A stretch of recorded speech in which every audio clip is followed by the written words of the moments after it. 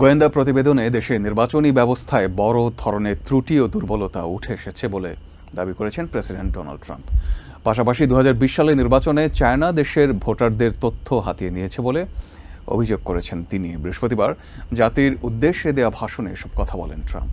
প্রেসিডেন্টের দাবির পক্ষে প্রমাণ হিসেবে বেশ কিছু গোপন গোয়েন্দা নথি প্রকাশ করেছে হোয়াইট হাউস।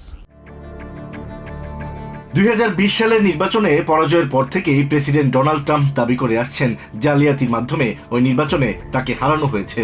বৃহস্পতিবার জাতির উদ্দেশ্যে দেয়া ভাষণে আবারও এ বিষয়টি সামনে আনলেন তিনি। তবে শুরুতেই নির্বাচনের প্রসঙ্গ না এনে প্রেসিডেন্ট ট্রাম্প দেশের সামগ্রিক অগ্রগতি নিয়ে কথা বলেন।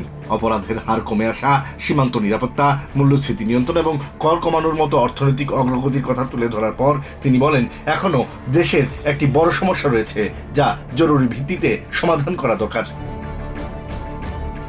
ট্রাম্প জানান, এতদিন গোপন থাকা বেশ কিছু গোয়েন্দা মূল্যায়ন ও প্রতিবেদন প্রকাশ করেছে হোয়াইট হাউস, যা দেশের নির্বাচনী ব্যবস্থায় বড় ধরনের ত্রুটি ও দুর্বলতাগুলোকে সামনে নিয়ে এসেছে বলে দাবি করেন তিনি। প্রকাশিত নথির কথা উল্লেখ করে তিনি আরও দাবি করেন, 2020 সালের নির্বাচনে চায়না তাকে হারাতে সব রকম চেষ্টা করেছিল।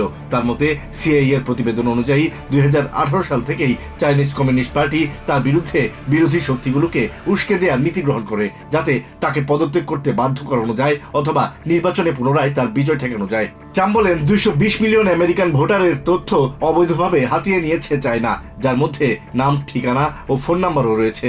এটিকে নজিরবিহীন নির্বাচনী নিরাপত্তা বিপর্যয় হিসেবে বর্ণনা করেন তিনি।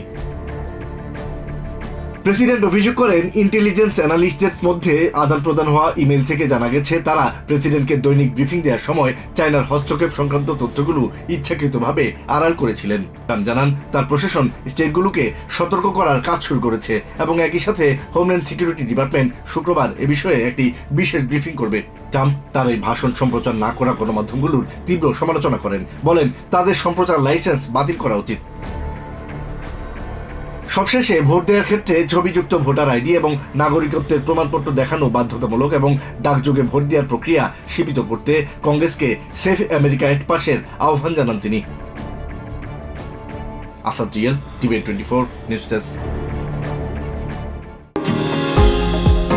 নিউ ইয়র্ক থেকে সম্প্রচারিত টিভিএন 24 টেলিভিশন বিশ্বজুড়ে বাঙালির কণ্ঠস্বর।